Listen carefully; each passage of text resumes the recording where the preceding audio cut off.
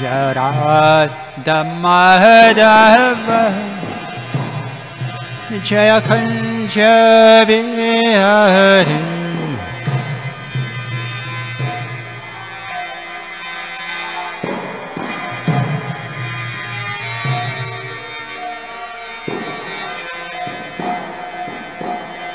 Gopi Jana Vallabha Jaya Giri Varadhari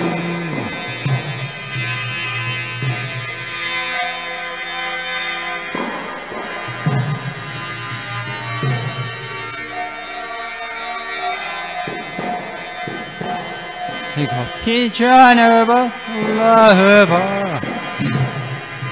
Jaya Giri Varadhari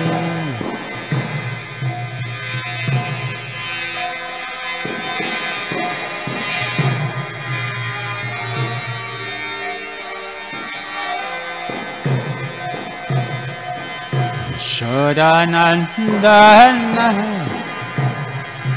Jaya Braja Jana Ranjana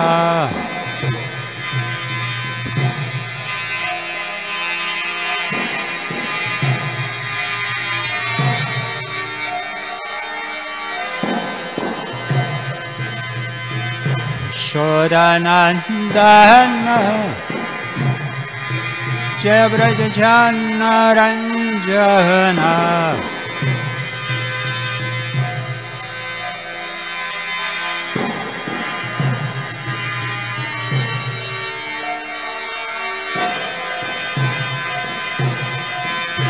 Yamunatira Vanachare Jaya Kanja Bihari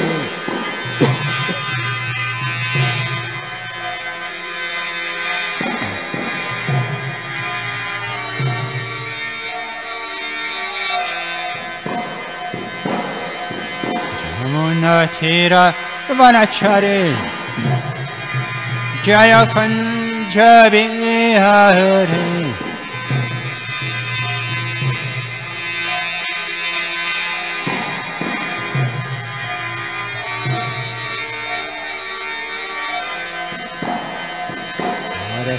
Krishna Hare Krishna Krishna Krishna Hare Hare Hare Rama Hare Rama Rama Rama Hare Hare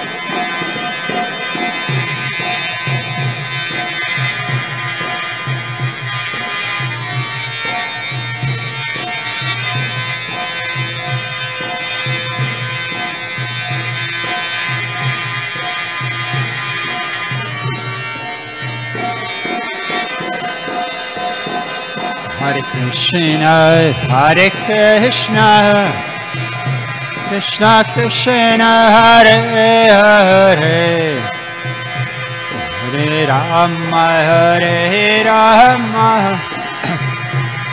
Rama Rama, Hare Hare.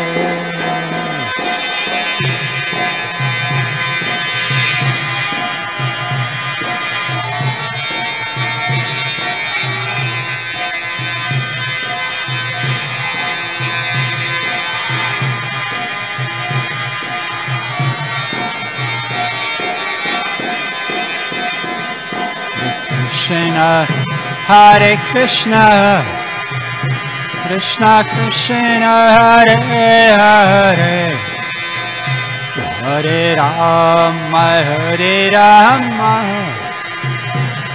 Rama Rama, Hare Hare.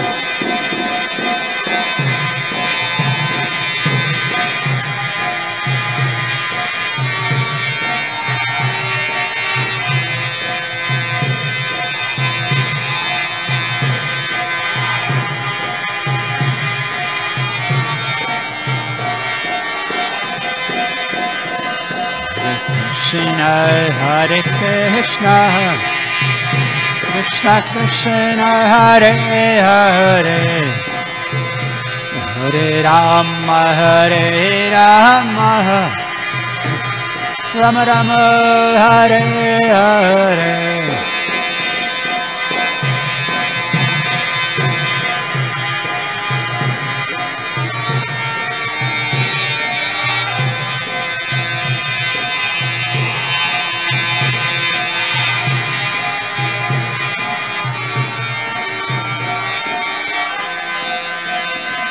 Jaya Radha Madhava Jaya Kunja Vihare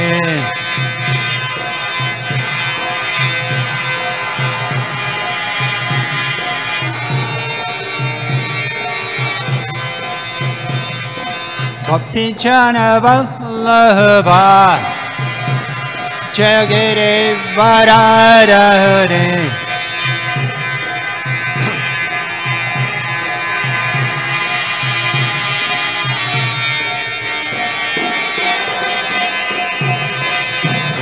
Jana Vallabha Jagare Varadhare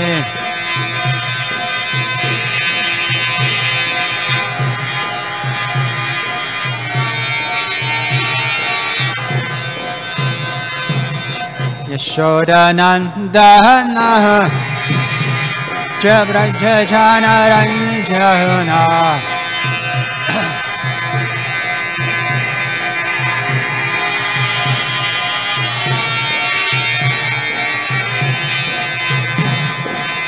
Yashoda Nandana Jabraja Jana Ranjana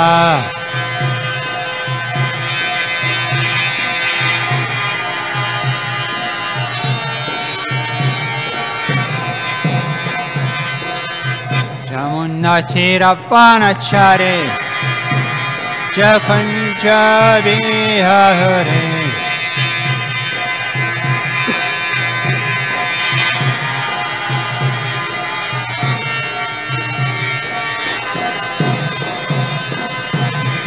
Nakira Vanachare Jakunja Vihare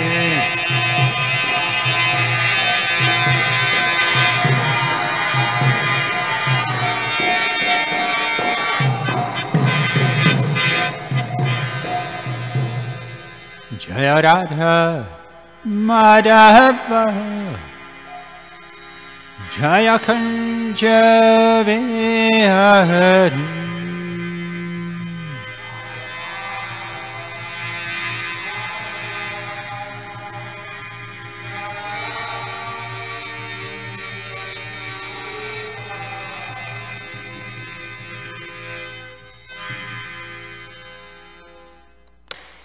Grantaraj Srimad Bhagavatam ki Srila Prabhupada ki Harinam Sankirtanya ki Samaveda Bhakta Vrinda ki Gaura Premanande Shri Kishore Kishore ki Shri Jagannath Baladeva Subhadra ki Shri Gaura Nitai ki Samaveda Bhakta Vrinda ki all glories to assembled devotees. Hare Krishna.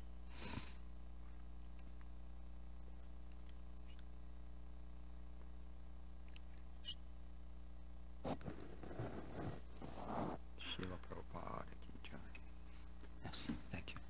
Thank you. Oh, take it. Yes.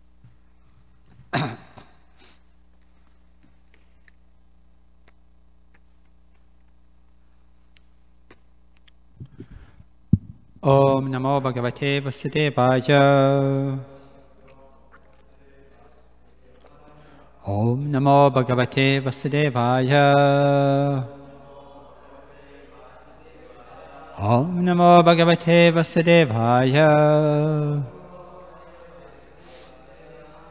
So dear Vaishnava devotees, all assembled Vaishnavas, today we are continuing with the Srimad Bhagavatam 9th canto, starting with a new chapter, chapter 14, where King Pururava, enchanted by Urvasi. And we have few shlokas without a purport. And the third one is with the purport of His Divine Grace, A.C. Bhaktivedanta Swami Srila Prabhupada. So we'll read those three shlokas today. But in the summary of this chapter, it is said that this chapter describes Soma and how he kidnapped the wife of Brihaspati and begot in her womb a son named Buddha. Buddha begot Pururava, who begot 6 sons headed by Ayu in the womb of Urvasi.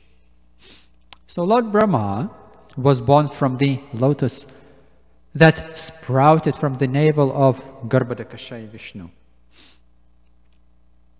And Brahma had a son named Atri. Yes, Atri Muni. And Atri's son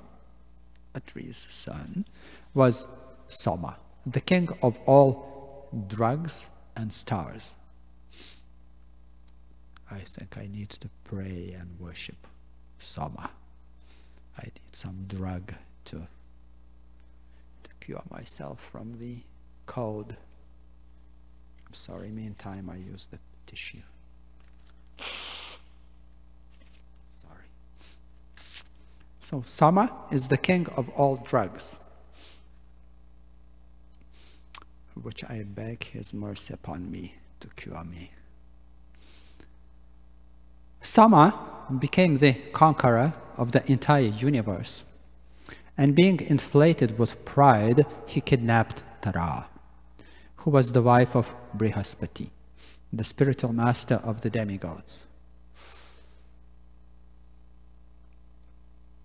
Well, if people on this planet do some nonsense, it's one thing, but we see demigods, ooh, they really go out of their ways. Kidnapping the wife of a spiritual master of all the demigods. It's really not the right thing to do, really. And it's obvious to everyone, even to the small-brained, conditioned human beings as we are. But we see that this is the main problem of this material existence. Desire to enjoy and control. And like somebody may think that this is a great fortune of Soma Dev, who conquered the universe. Unfortunately, any position in this world, be you famous, strong, beautiful, rich, intelligent, super strong, super intelligent, super beautiful, super whatever, rich, has a side effect, which is called pride. And the law of nature works very simple. What follows the pride? Fall down. So it's guaranteed, as soon as you become proud, and conditioned soul is stupid enough that actually in the human form of life there is not really much to be proud about. And still conditioned soul, under the influence of Mahamaya, thinks himself to be controller. And as long as I'm a controller, that means for the sake of enjoying the resources, which depends upon me, conditioned soul thinks. So the fall down is guaranteed. So we see that what's the advantage of being the controller of all the universe? Not the apartment in which you live, not the city in which you live. Say you become a mayor of the city, kind of controller, or the control of the country, president. What's the advantage if you become proud? What's the advantage of being the controller of the whole planet? What to speak whole universe? Whom else we remember being a conqueror of the universe? Whom else? Do we remember somebody from Shastra, from Bhagavatam? Of universe, conquer. Huh? Yes. Bali Maharaj. Yes, Bali Maharaj. But he was a devotee, huh? He was a devotee. Despite being conquering the even the higher planetary system and Indralok, still he surrendered everything back to God. And we see that in case of Soma, Dev, his pride led him to kidnapping the wife of the Guru, Acharya, of the spiritual master of demigods. So a great fight ensued between the demigods and the asuras, but Brahma rescued Brihaspati's wife from the clutches of Soma and returned her to her husband, thus stopping the fighting. So we see that Lord Brahma constantly has problems in this universe. And he's kind of a person on the top of everything. Sometimes,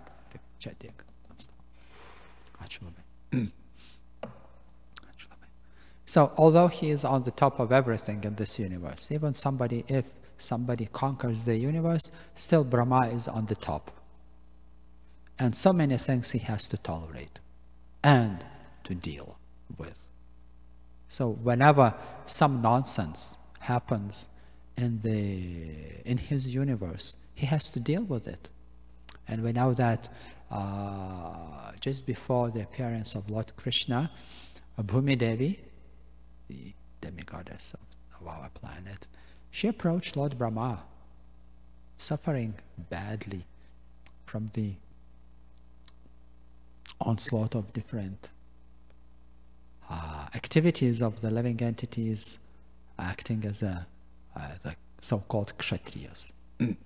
So Lord Brahma here also had to interfere to bring back the wife of Brihaspati Muni.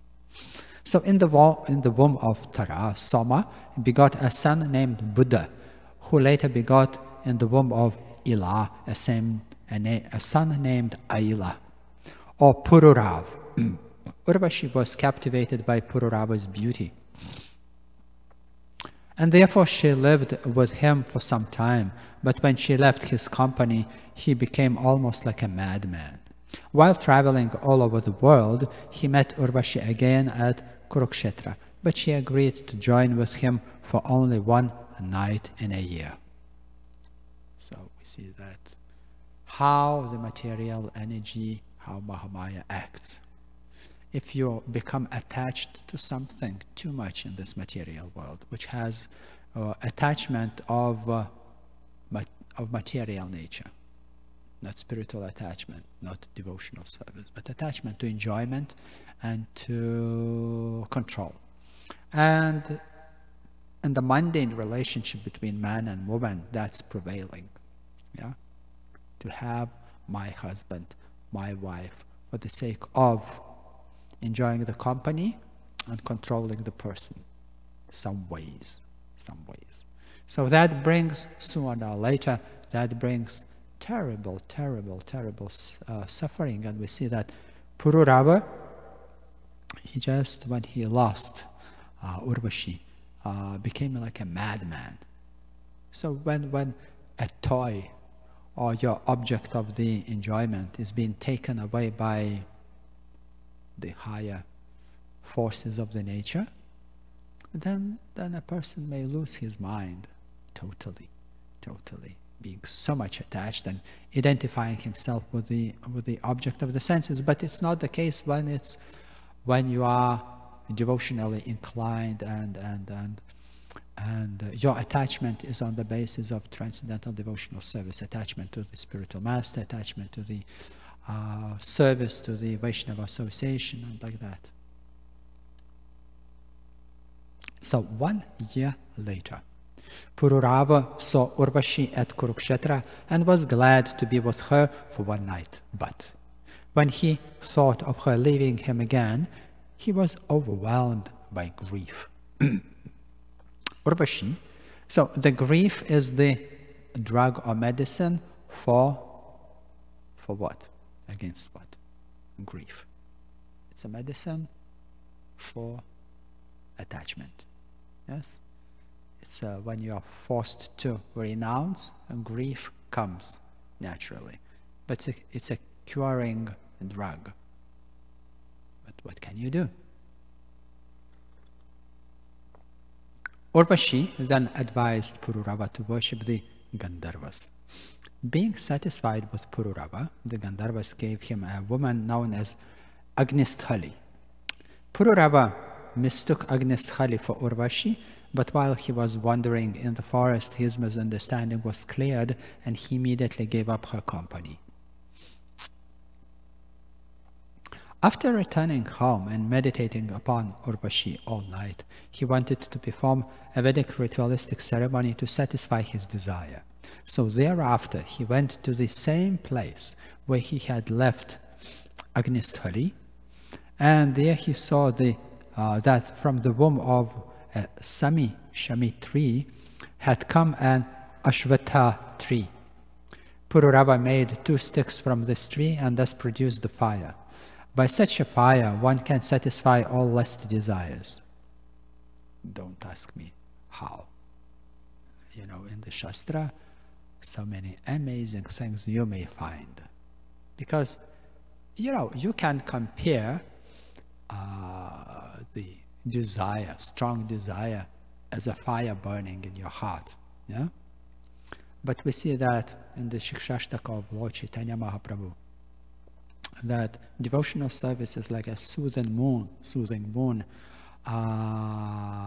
cooling down the mind of a conditioned soul from the material desires. Only spiritual taste can satisfy, can convert all your perverted material desires into the devotional service.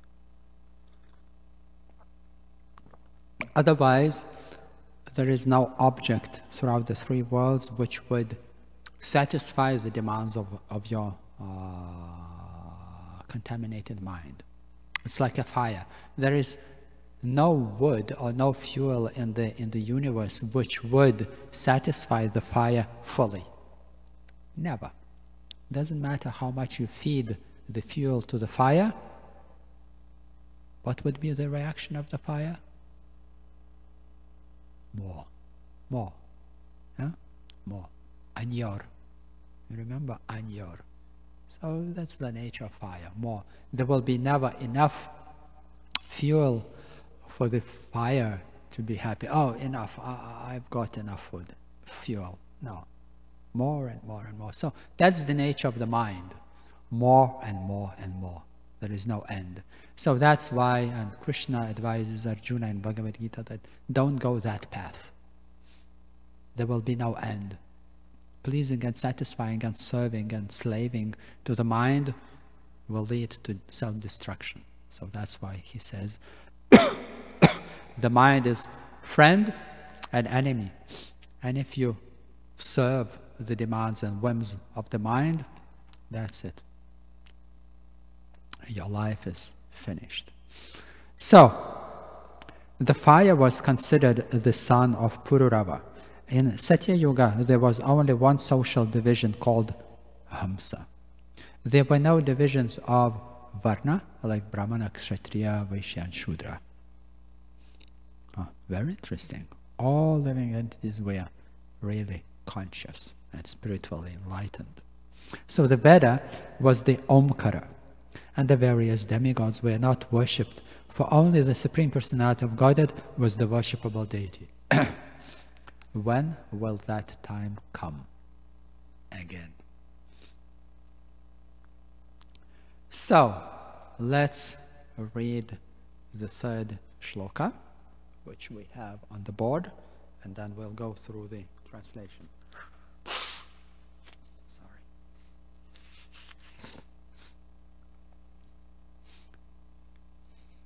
Let's chant the shloka from the board. Number 3, 9, 14, 3. Tasya drigbhyo bhavat putra. Tasya drigbhyo bhavat putra. Samomrita maya kila. Samomrita maya kila. Vipraushadhyudu gananam. Vipraushadhyudu gananam. Brahmana kalpitapate.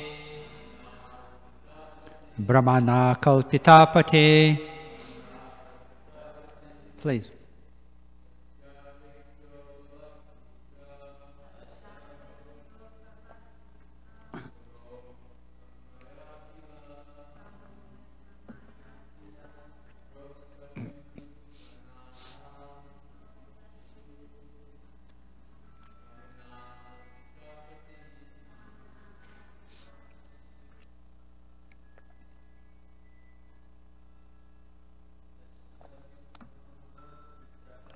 Tasyadrik bhavat putra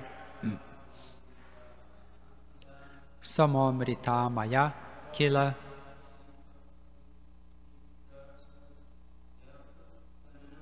vipraushad udu gonanam brahmana kalpitapati. Ladies, please. Tasya drigbhyo bhavat putra samomrita maya kila vipraushadhyudu gananam brahmana kalpitapati. Would you like to chant? It's all. Okay.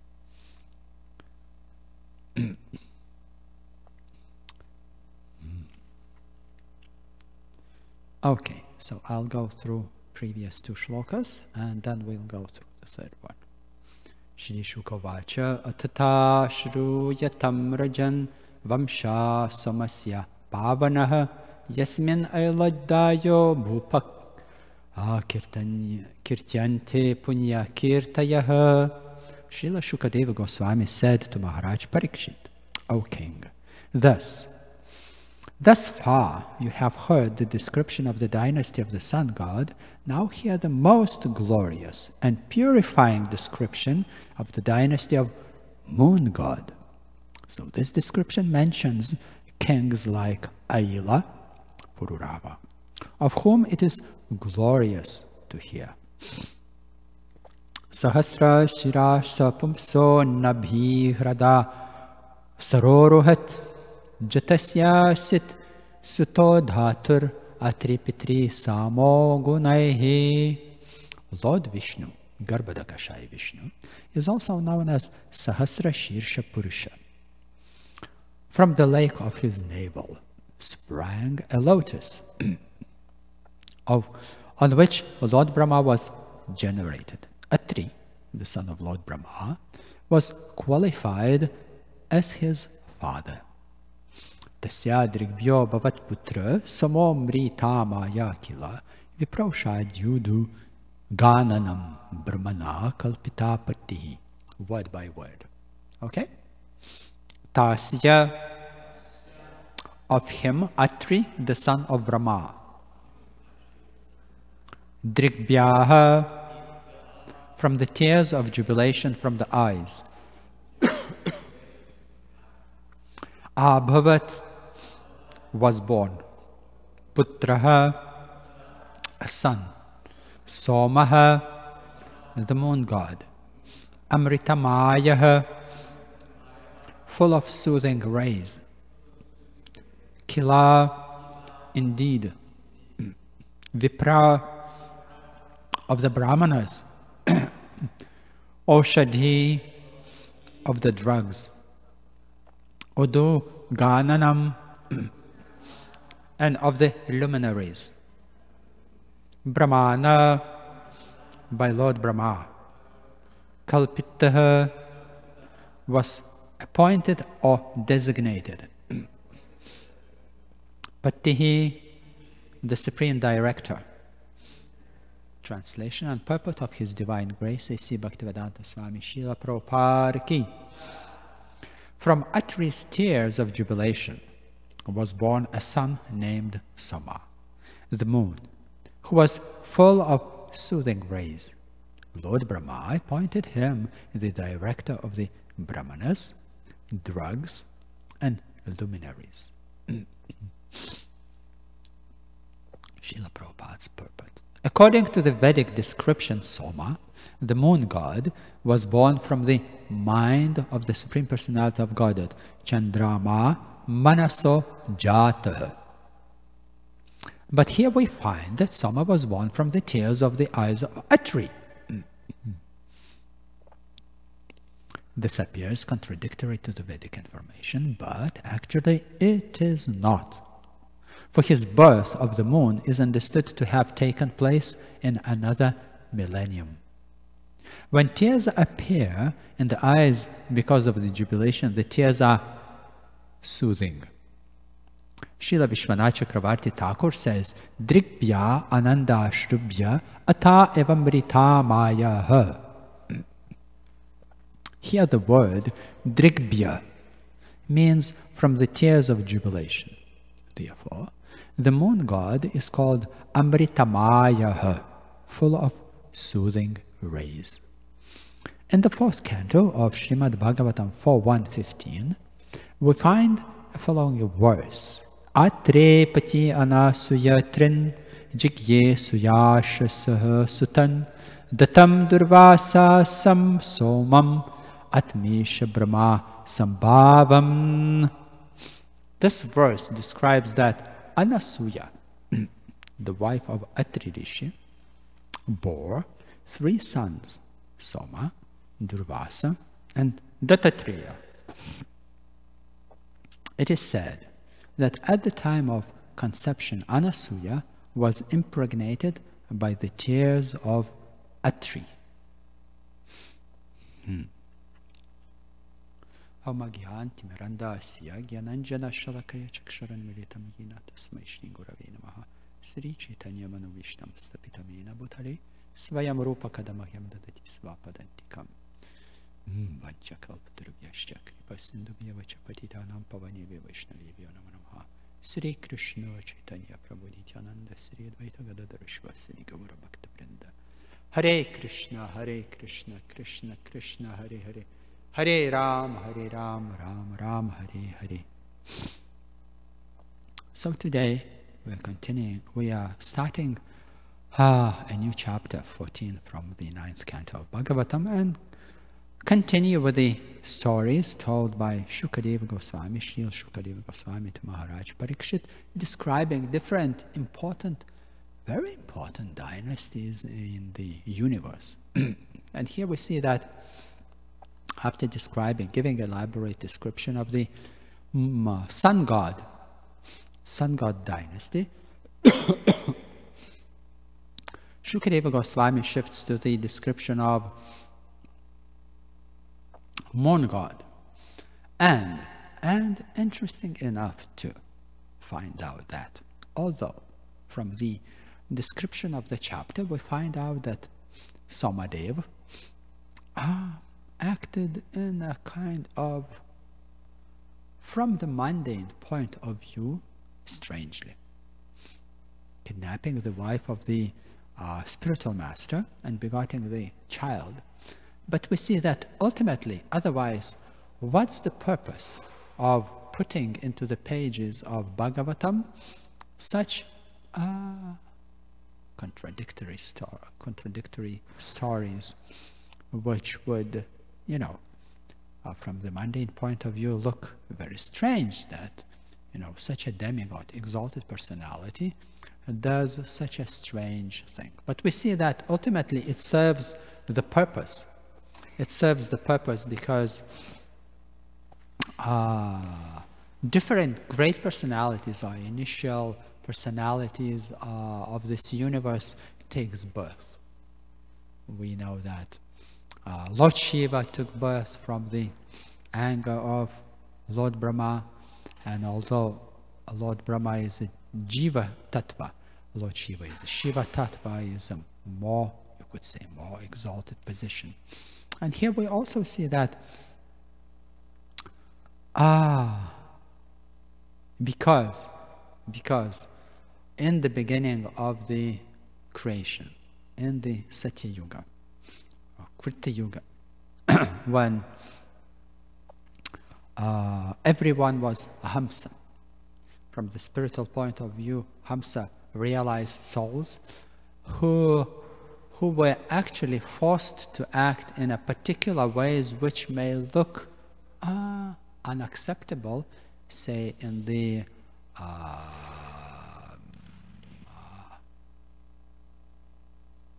exalted or society following the high moral standards or spiritual standards.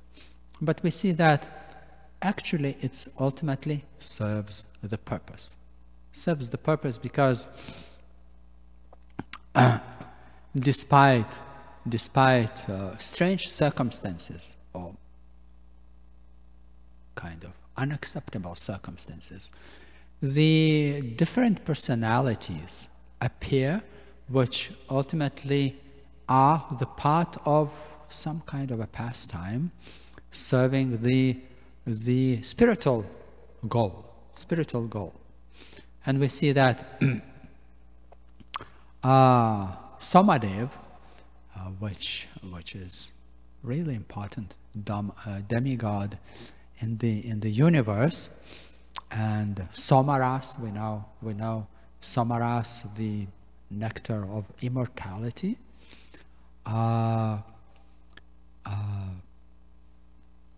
Also the liquor which was fought for by demigods and the demons. And the description of in the Srimad Bhagavatam is also being given that Soma is the, like in today's shloka it is said, director of the brahmanas, drugs and luminaries. Yeah. So the example, as we mentioned before, is being used in the Shikshashtakam prayer of Lord Caitanya.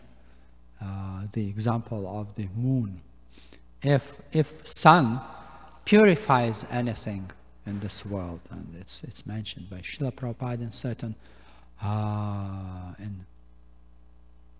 certain purpose, that the sun purifies everything. It has such a power, but it also burns. Yeah, but the moon has the soothing effect, cooling effect, a pacifying effect. And we see that, as we mentioned yesterday, in Satya Yuga, there was the atmosphere was so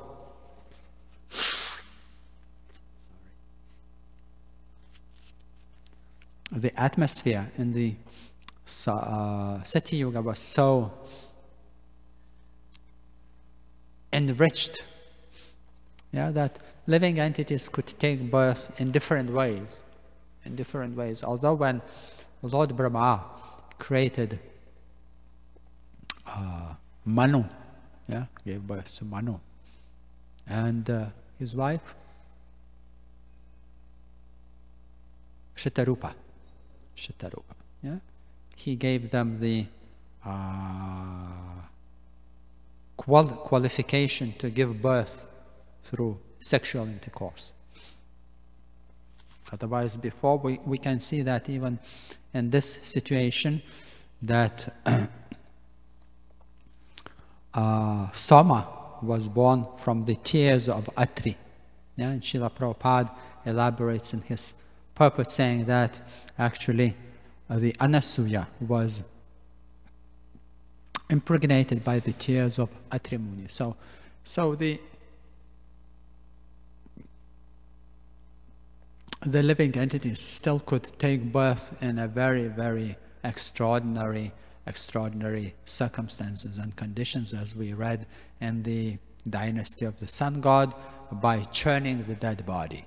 You can churn out the living entity. And then the description today of the purport of the chapter, we saw that through the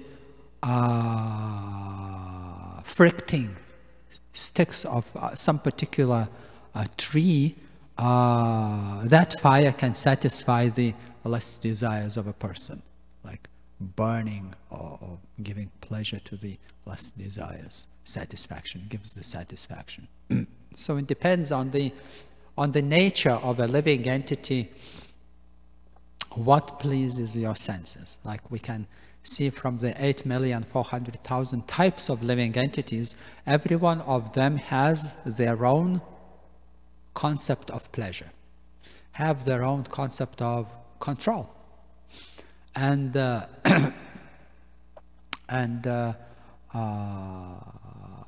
as we know from the Shastra, that all of them pursue the path of eating, sleeping, mating, and defending.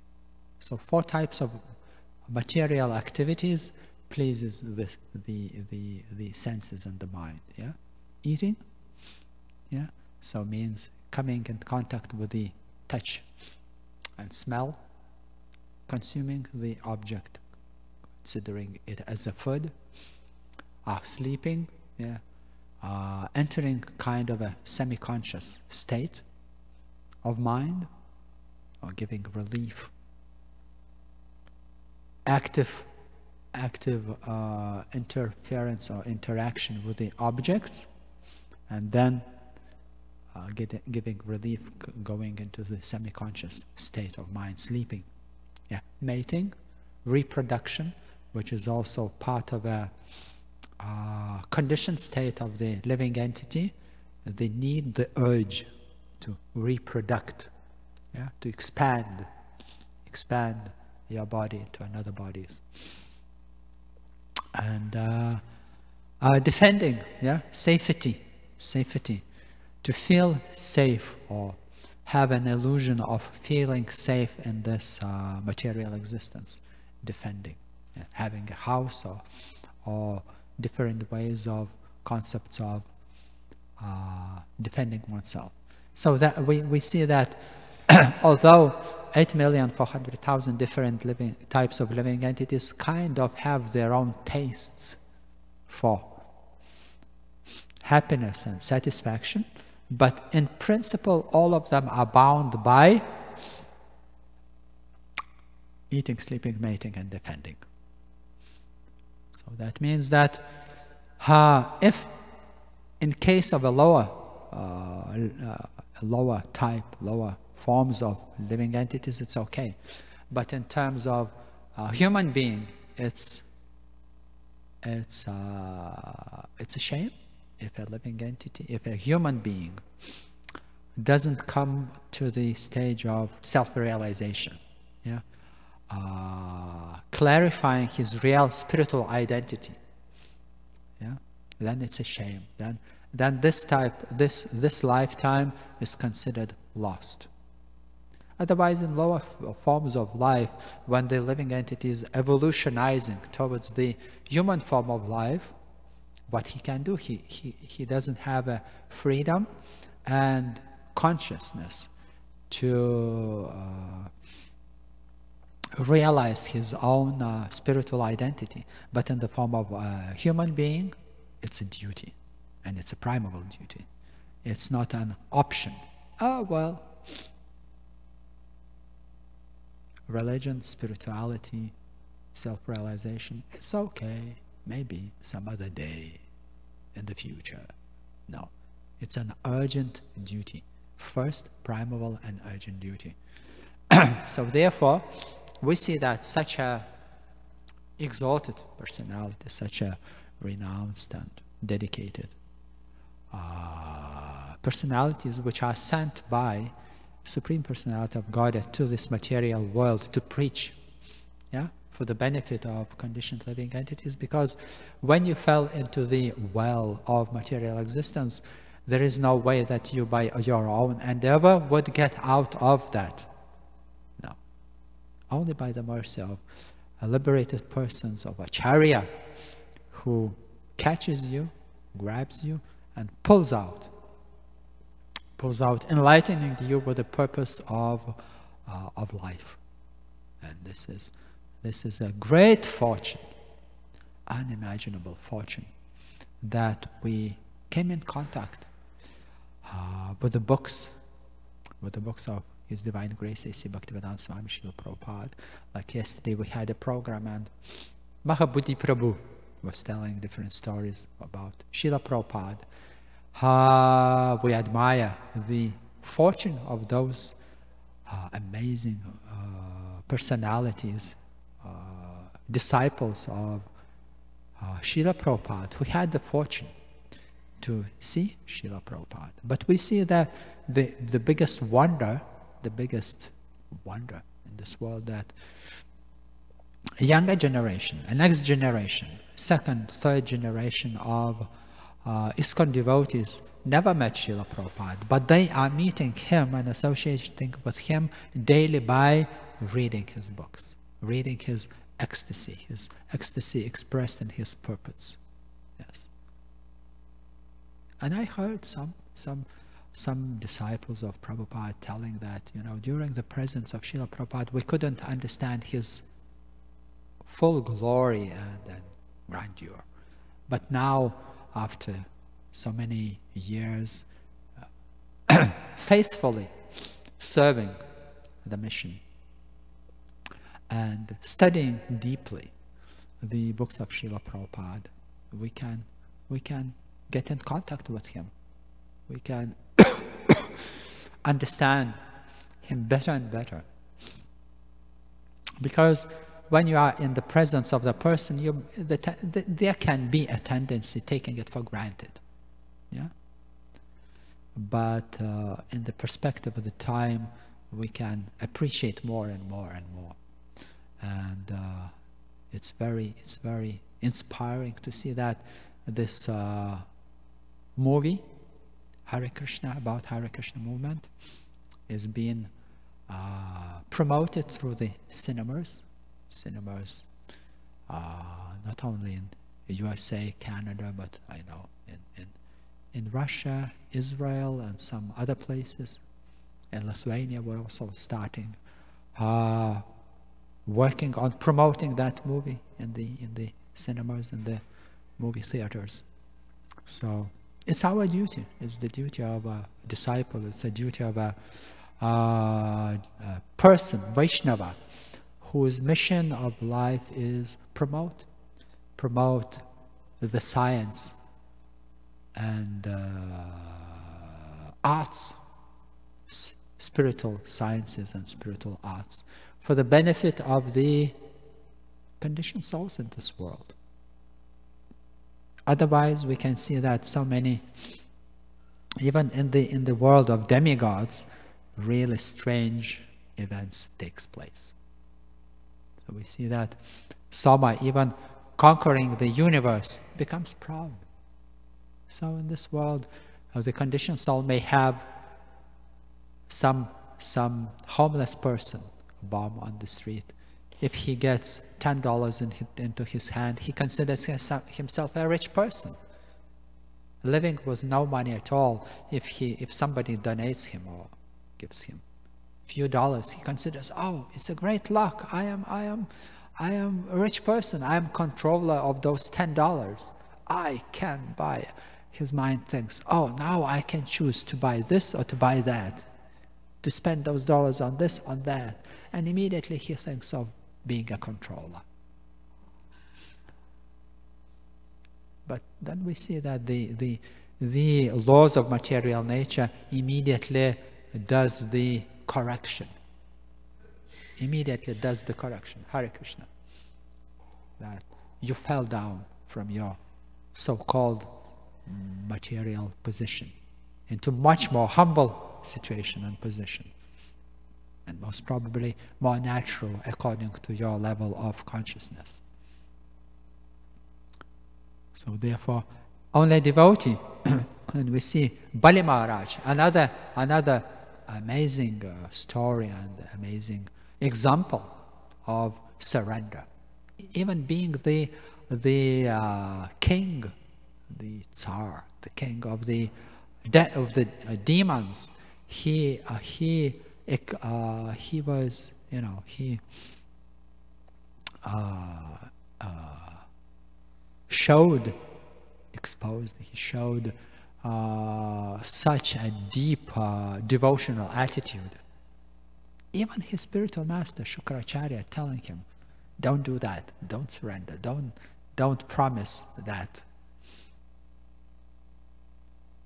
Brahmana kid anything. So actually Bali Maharaj, presuming that it would be disaster in his material mundane career, he still proceeded with the process. And Maharaj Parikshit, saintly king, being cursed by the unqualified Brahmana boy, he accepted that, surrendered. Prithu Maharaj, another story, when Lord Indra stole the 100th horse meant for the Ashwamedha Yagya, when Lord Brahma said, don't pursue, just stop, it's enough. 99 Ashwamedha Yagyas, enough. Maharaj, Prithu surrendered, okay. And that pleased Supreme Personality of Godhead, who gave him a darshan. So whenever there are circumstances, if we surrender, if we accept as an expression of a will of the Lord, any circumstances or different situations in our life, as we accept that as the expression of the will of the Lord becomes very happy. But if we push our own ideas, if we pursue our own goals meant for controlling and enjoying, then we are doomed. We are doomed, and then we will be forced to do the stupid things, weird things in our lives. And it would be obvious for everyone around that, you know, we are not in a proper consciousness. So being humble, being subordinate, and surrender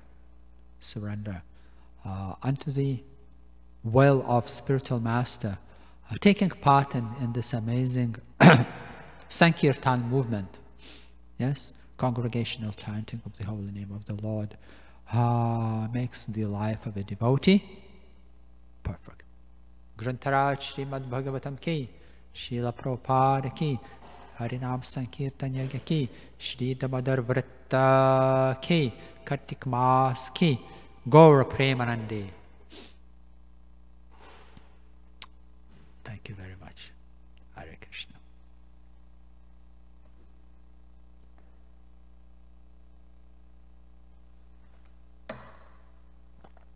Yes, please. I'm wondering, I've heard that in the heavenly planets, in the lower planets, there's no karmic reactions. Only on the earthly planet there's karmic reactions, and in the heavenly planets you're just burning your pious credits. But I've also heard that you can also make progress in spiritual life on the heavenly planets. So I'm kind of confused if there's like, does that make sense? I'm sorry, I didn't heard everything because it's echoing. If you would bring mic closer to you and repeat the question. Yeah. Okay. And I've heard that there's no karmic reactions in the heavenly planets. That the earthly planet is the only place. There is no karmic reactions in the heavenly planets. Okay, so let's go there. What you suggest? I'm wondering. Can you get me a ticket to the heavenly planets? I'm wondering when someone like engages. Like in the lower planetary system, there is no karmic reaction. You enjoy or suffer what you earn here in the middle planetary systems. So that's true. And does that encourages you or disappoints you? That in the high planetary system you can do nonsense and go away with it.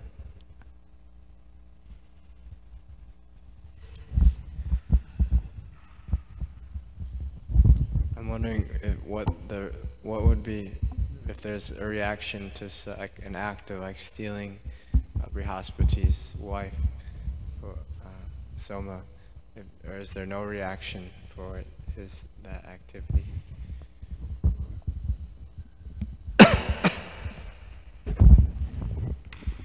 I think there is a reaction because this is also in Bhagavatam we can see there's verse, you know, that this is Surgaloka, I mean Indra Loka also Surgaloka. So Surgaloka up to Brahma Loka, it's a material world. So in this material world there's a, you know, the opposite reaction. So whatever we will do, we'll have to get the result. I mean, you know, if we do some fault, then we have to get that kinds of thing. So Surgalok also, I mean Indralok, Surga, heavenly planet also in material world. So there is karmic reaction. So he is doing that means, it's not that he is not getting any, you know, disturbance, he will get that. But in Gita, there is Punya Marte, one slok is there. You will, you know, when you will do some good things, you will go to Surgaloka. And then after finish that your that karma, Surga's karma, you have to get down to Narka again because you have some bad result also. So this is the thing that material world means we have to, you know, we have to get reaction also.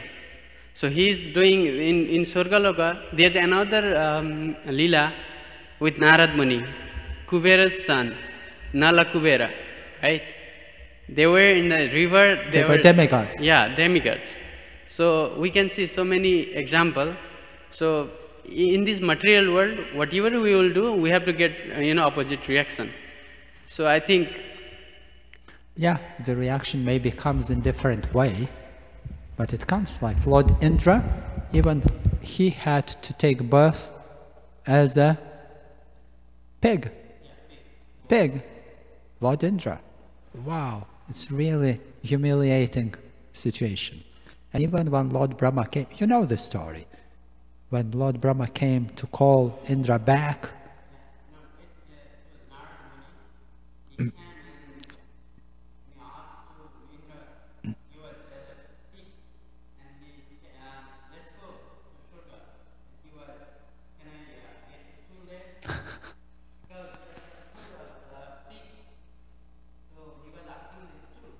yeah.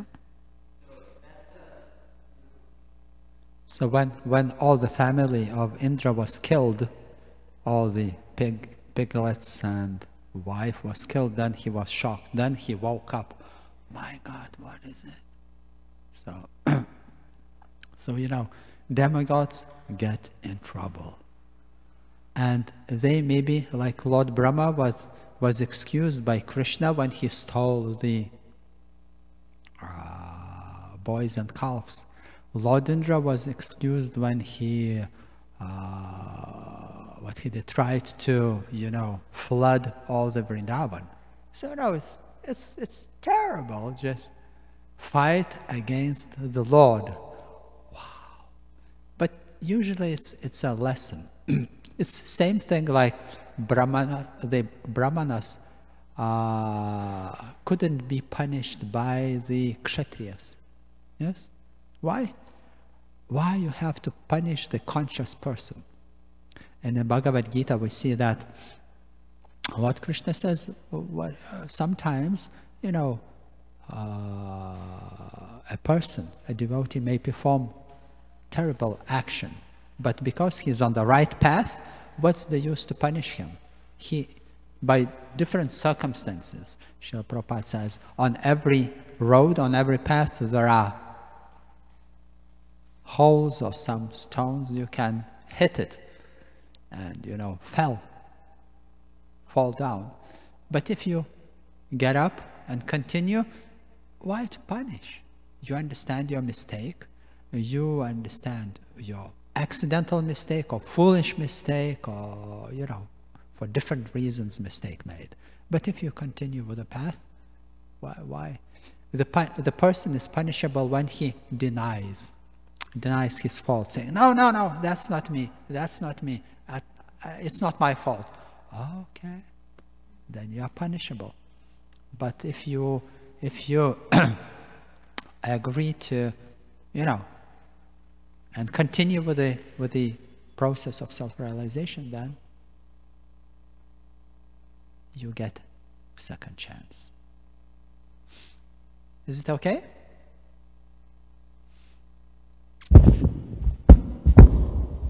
Another thing, it's a little confusing that he just kidnapping the wife of Brihaspati, and then those who are in Swargaloka mostly are devotee. Even Indra, even, you know, more than higher planet like Brahma, Shiva, everyone is, you know, Krishna's devotee. And sometimes we are just thinking, you know, he's a super devotee. I mean, Indra, Brahma, all are nice devotee of Krishna. Even they are doing mistakes. And sometimes in our society also we are seeing something, you know, and they are comparing, you know, that, oh, he's such a great devotee, but he's doing so lusty things. And for that, Lord Krishna says in Bhagavad Gita that apichet suduracharo bhajante mamanyavak sadhureva samantavya samyoga vivasitoisha. So he said, just you told us that if he realizes his mistake and he came back again right path, then there is no any, you know, punishment. He can realize and he will come, then we have to accept him as a good, you know. So even Lord Krishna says there's no right to decide he is good or bad. He will control by his, you know, Krishna himself. Devotee are controlling by his, you know, Supreme Personality of Godhead. So sometimes we are seeing so many things, even in our surrounding here. So sometimes like that. So we have to think that devotees are, those who are good devotee, they are controlling by the Krishna himself. So there is no right to talk about and criticize about him. So now we are seeing in this verse, we just, there's a topic, King Pururava, enchanted by Urvasi. So according to this, we are just thinking about this, what's gonna be happen, what was there. So, but in the Gita, Lord clearly said, so there's no right to talk about these things because devotees are controlling by me, myself. So we should go on the right path. If we do something mistake, again we have to come back. So, and then maybe there is always a higher purpose. A higher purpose, like demigods. We see in the Satya Yuga, they were all Hamsas, and they may do strange activities from mundane point of view, but there is a higher purpose, and they are conscious beings. So therefore, they serve the purpose, higher purpose, of giving birth to personalities who contribute to the dynasty, who contribute to the spiritual purposes of the creation of in this universe. Grantaraj Srimad Bhagavatam ki, Srila Prabhupada ki, Gaur Premanande.